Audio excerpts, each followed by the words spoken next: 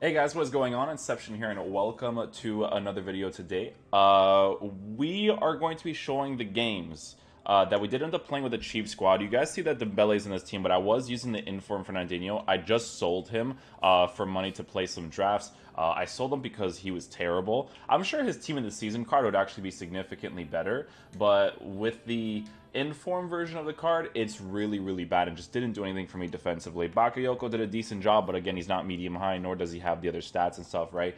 If you guys want to see the instructions and tactics for this team that I was using for the Futchamps games, you can go check that out in the other video. I will leave a link in the description down below. So let's get started with our actual games. So this Futchamps was actually a really interesting one because when I was playing the games, it didn't feel too bad. I feel like the first 20 games are like okay, but then I didn't finish all the games. I went up until 20 games, so I went 18-2 with the last squad that you guys saw in my last video.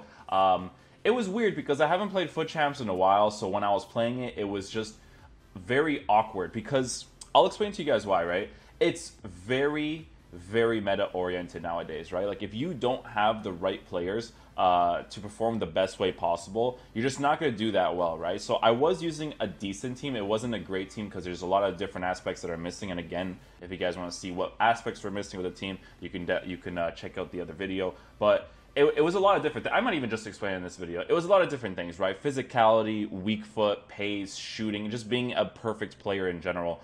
Like the only person who was basically perfect in my squad was Heung-min Son, and he went off. He just destroyed people because he's just a good player. He finishes the ball well. He has the power. He has the weak foot. It's just so important to play to your top potential with a really good squad, right? My two center backs, once they came up against someone that was a good player and had a good team, it was pretty much over from there. But the reason why I start off with the 4-2-3-1 narrow in my games is because it just feels like it's the most balanced formation. Like if you ever switch to any other formation, there's always something that's kind of missing, right? Now, obviously with the 4-2-3-1, the thing that's missing is the other striker, right? Because I feel like it's always better to have two strikers rather than having one striker, but it's not really a big deal. The reason why I find more of a balance with the 4-2-3-1 narrow is because it offers you an attacking presence as well as a defensive presence, right? So you have the two CDMs, which is a very important thing in this game. Then you have the central cam who can act like a CDM. I would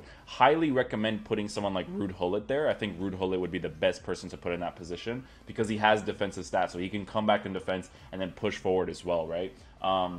So that way you kind of have someone like that's acting like a third CDM essentially, right? Yeah, it's really nice on the attack because you have the left cam and the right cam that are always making those runs on the sides, opening up the space for your players in the middle, which is why you always need those really specific good players. Like if you have like a Patrick Vieira and a Ruud Gullit, those would be the most ideal CDMs to have in the game because they're basically perfect except for Patrick Vieira because I think he's missing the weak foot. And I think that's it. Like I know his string is 75, but for a CDM, you can't go wrong with that, right? The back four, Patrick Van Aanholt is just not physical enough. You know, Eric Bailly is amazing. His regular card will suffice, but Ake was just getting destroyed all the time. Antonio Valencia is really good, but because people have like those 99 pace players now, very tough to use someone who's 87 pace to balance it out a little bit there. But his physicality definitely helps out towards him being a very decent player. The way that I was playing was a very organized way. I wasn't playing this free-form tactic of attacking. I didn't just let my players move around as they wish because I want my players to be where they're supposed to be positioned, right? So that way, if I'm pushing back in the defense, I know who's in each position, so that I know that this is who I'm going to attack with, this is who I'm going to defend with. Because it's very awkward if my Roberto Firmino ends up being on the right side and then I want to do a wide pass to him, but then he's not fast enough. Maybe freeform would be the best tactic if you have the right players, but if you don't have the right players, it probably wouldn't be worth it because a Ruud Gullit pushing off to the right or left side wouldn't necessarily be a bad thing, right? But yeah, the team was really nice. You'll notice that everything is basically played through the middle because the passing plays revolve around the middle. Like passing it back, having my players run, I pass it to the sides, and then pass it to the striker that was making the run. It's very nice, right? There was one game that I switched my formation on the go, and that was when I was noticing I was playing against someone who was just really clogging up the midfield, and he was leaving the sides very vulnerable. So what I actually ended up doing was I switched to the 3-4-3 formation, right? So I risked a worse defense for a better attack, and it was worth it, right? Because he did have attacking opportunities when he went on the counter attack, but what happened was I had 4 midfielders now instead of only 3. So I had players that defended against the sides, and then I had the 2 players in the middle. So when I got the ball, I was able to attack his sides because they were so open, because he was using a 4-1-2-2. I was able to attack his sides with my left mid and my right mid really nicely, as well as my left forward and my right forward. My striker, I just tell him to be a false 9 so that my players on the sides can make those runs while my striker acts like a midfielder, right? So it ended up working out really nicely, and we did end up winning that game because of that, right? It's sometimes like risk and reward with FIFA, right? So sometimes someone will be using a certain formation, and then you can counter it instantly by either being extra attacking or extra defensive, right? It's sometimes a person can be taking 10 shots, 9 shots against you, but if you defend well enough, right, and they take those shots and they don't take shots at good angles, you don't always get rewarded for it in FIFA, to be fair. FIFA 18 skill gap is very small, but if you do defend really nicely and they take those shots and they're not good enough shots, but you have that one opportunity to score and you do score, it is very helpful. Now, can you fully blame someone for not finishing their opportunities? Not really, because the finishing in FIFA is RNG nowadays. If you guys don't know what RNG is, it's completely random. Like, you can hit the target perfectly with good composure, good finishing, good shot power, everything, etc. Like even the Heung-min Son, right? Like someone like Gabriel Jesus can miss an opportunity like that, right? Although obviously he's not a legend, because again, that's when the meta kind of kicks in those moments right there. But sometimes they would still miss it as well. But yeah, very important to have all those stats. But again, the finishing isn't consistent, so it's not always the person's fault. Like just the other day, I played a foot draft and I was using a regular Ronaldo and a foot birthday Neymar, I believe, and they have good composure and finishing, and they had no pressure on them. I just shot to the side of the net. You can even see the arrow in the replay, and it just wouldn't register. There's actually times in this game where you would do a driven shot, and a driven shot doesn't register. And even if you look at the replay, it doesn't register. But you know for straight facts that you did end up doing the driven shot, right? So it's just because of poor registration in this game. This game is very, very flawed in a lot of ways, gameplay-wise. Definitely, in my opinion, I know that pro players are very consistent at this game, but in my opinion, I don't think that this game is truly a skill-based game. I don't think it ever will be, because it's very AI-based. But in a general sense, like, even with AI being a thing, the general movement of the players, the way that the finishing is, the way that the goalkeepers are, it's just not at that level yet, right? But yeah, I did kind of have fun playing the games, but it's still very exhausting to play Futchamps, because 30 games in the course of 3 days, like I ended up playing, I believe, 14 games on the third day, and then maybe like 10 or 11 on the first day, and then just the second day I didn't really feel like playing it, because 3 days of competitive FIFA isn't really fun. Even if you condense that into 2 days of competitive FIFA, it's not a fun thing. Maybe if I have a better squad, maybe people would rage quicker, so that way I would have more time to finish the games, which is fine, but it's just a very exhausting game mode to play, right? But obviously next year, I definitely will be playing it, because a lot of people were very disappointed that I stopped playing Futchamps, and I completely understand where people come from that I stopped playing it. So I will definitely continue playing it next year. Even if the gameplay's poor, as you guys know, in the last video, I've promised to not talk about like the gameplay inconsistencies and all that stuff, right? So we're not going to be doing that. But I am going to be trying to like really push out the content for FIFA, right? So, but we had a pretty solid showing, to be honest, considering the team that I do have. Very, very hard, right? Driven shots are still the meta, obviously, but when you came up against those David De Gea's and people were just getting saved by those leg saves and stuff, it was insane, right? But again, build-up is very nice with the 4-2-3-1. I highly recommend using the formation, because it is pretty much the most balanced formation, in my opinion. Just being able to push it out to the sides and playing it through the middle with the CDMs and the central cam is very nice. But what we're going to do now, since we talked mostly about the gameplay, is I'm going to go ahead and go to the community section of my YouTube channel for the comments of what people have been saying, because I made the video yesterday of my FIFA 19 rant and what I think about EA Sports as a company. So we're going to go ahead and check out what people have been saying in that video and other videos, so on and so forth. So we're actually not going to review that one, because it's a lot of people like agreeing, disagreeing and stuff, right? So we'll move on from that. So this is in regards to the Futchamps. This video was for the Futchamps. Futchamps with a decent team. So this guy said, Hey man, great video. And yes, all other teams are super meta. It seems they are giving away those prime R9s. Thanks for your videos. It helped me a lot this FIFA as I was really struggling to at least score more goals in this game, and I couldn't defend for my life. We'll be waiting for your FIFA 19 content. Thanks, man. I'll be looking forward to the FIFA 19 stuff too, so that way we can get that grind going again, right? So it should be interesting. But yeah, people mostly have meta teams. You guys will even see in the first 10 games. It's pretty insane. The craziness that people have nowadays, which makes sense, right? It's the end of the game. A lot of people have been playing a lot, and people have been using the market a lot, right? A lot of market dudes that stream nowadays to teach you guys how to exploit the market the best way possible. So it's very, very helpful. Let's see what else we got here. So these are a lot from the last video. A lot of you guys are saying that you guys wanted to see the gameplay video, so that's what we're doing right now. I'm gonna go ahead and put this to the side so I know when this ends right here. Let's see.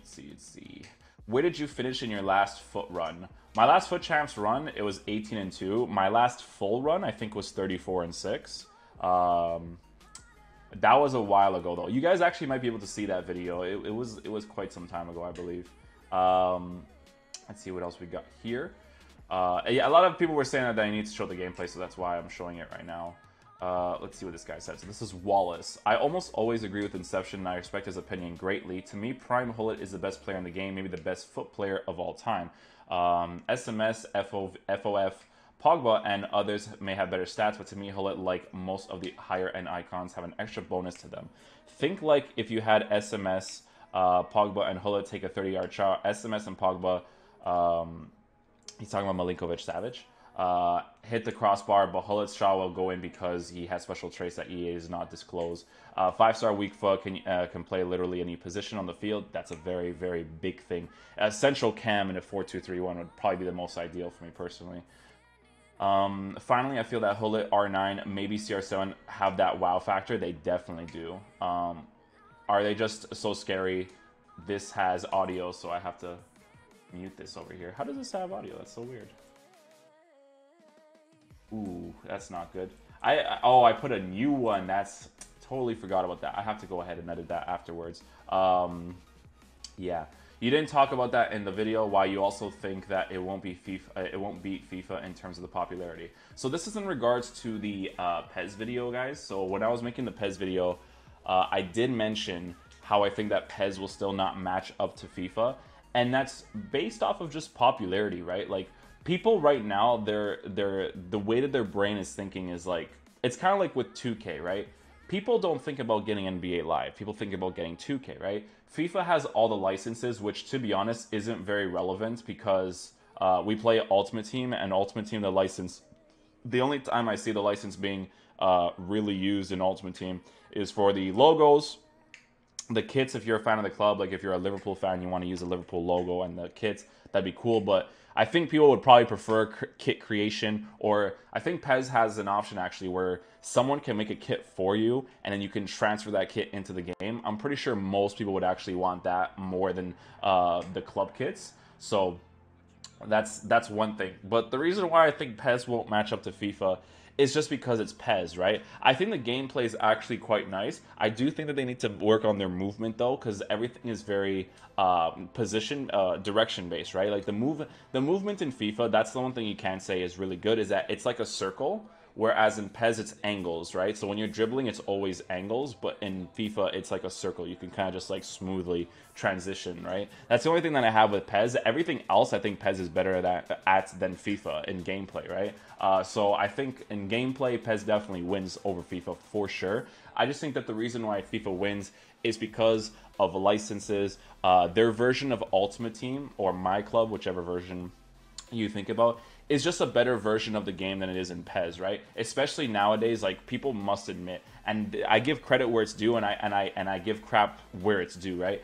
But in terms of the SBCs and the content in FIFA, it's pretty good. We have so many variety of cards and so many cool SBCs to do that we can get some sick players. Like, dudes, I didn't even care about my account on the PlayStation, and I packed a Hungmin Sun from basically nothing, right? So stuff like that is really cool, and that's stuff that I do give EA credit for, because it's nice to be able to play a different variety of players. Obviously, they'll be missing some sort of meta specifics in their cards, like whether it's the pace, the physical, but they do a good job at trying to make every player usable, which is obviously very nice. But right now with Division 1, it's not a lot of people are playing it like crazy, so it's just too competitive. The thing that I've actually wanted to talk to you guys about next year is I'm actually wondering if they don't even have Gold Cup in the game, which I don't think they actually do. I don't think they have Gold Cup, and I don't think they have daily knockout tournaments. So the problem that EA don't understand is that not everybody wants to play a competitive game in every single game. The only game mode that you're going to actually have to play a non-competitive game mode, and it's still kind of competitive, is Foot Drafts, right? Because now that they have eliminated the daily knockout tournament, they've eliminated the well, what was the other thing they eliminated? It was daily knockout tournament and the Gold Cups, right, from before. People don't really have a game mode that they can go play and try out different teams and not feel like they're being screwed over by trying a different team. Because in FIFA, that's just how it is, right? It's very hard to say whether or not someone is better than you at the game, because if you're not using a full meta team and they're not using a full meta team, there's really no such thing as like this person's better than this person. Like in Foot Drafts, that's a non-existent thing. Like I can meet someone 3-0, 4-0 and it wouldn't matter, because one, they're not using a full meta team, and two, because they might not be able to use information that they like, or they can't use information to counter mine. The skill gap in FIFA, there's really no such thing as a person is better than you because of how specific the game is. Like, you need a full meta team. They need a full meta team. They need to be able to switch to whatever tactics and instructions and formations that they want to really consider it a skill-based game. But if I go into a game, right, and I'm using midfielders that don't have any physical or defensive stats, or I'm using strikers that don't have any height or physical stats, or blah, blah, blah, no weak foot, or this or that, I'm going to be missing aspects of my gameplay that's not going to make me win my games, because I'm missing those specific things, right? So that's just kind of like the way of the road with FIFA, right? But I stray off when I answer questions, so I do apologize for that. But yeah, in regards to PES, it won't match up to FIFA because it isn't FIFA. That's the only reason why. But is the gameplay better? Yes. If people had that gameplay for FIFA, they would be really happy with the game, because the reason why PES, and this is the biggest reason why PES wins over FIFA gameplay, is because PES only has one gameplay. The only time that the gameplay gets affected is when there's lag. That's it. But in FIFA, you don't know what you're going to encounter every single day. And I can guarantee you that it's going to be the same next year as well. So that is going to conclude the video for today, guys. I hope you guys did enjoy it. If you guys want to see the next 10 games of the Futchamps games that I did end up playing, be sure to let me know in the comment section down below. If you guys did enjoy the video, please drop a thumbs up on it. It definitely helps out the channel a lot. And I'll see you guys in the next video. Peace.